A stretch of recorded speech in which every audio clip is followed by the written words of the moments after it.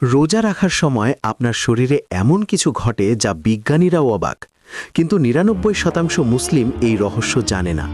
কি ঘটে, কেন ঘটে, শেষ পর্যন্ত দেখুন, চমকে যাবেন। আসসালামু আলাইকুম ওয়া রাহমাতুল্লাহ। আমরা সবাই রোজা রাখি, কিন্তু কেন রাখি জানেন? বেশিরভাগ মানুষ বলবে ফরজ তাই রাখি। ঠিক আছে, কিন্তু আল্লাহ তাআলা কেন রোজা ফরজ করলেন? এর পেছনে কি রহস্য?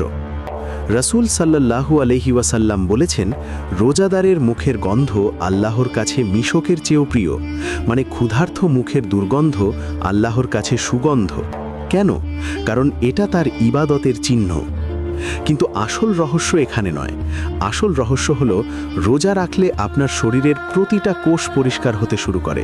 হ্যাঁ, আপনার রক্ত পরিষ্কার হয়, মগজ পরিষ্কার হয়, পেট পরিষ্কার হয়। বিজ্ঞানীরা বলছে ১৬ ঘন্টা না খেয়ে থাকলে শরীর অটোফেজি প্রক্রিয়া শুরু করে,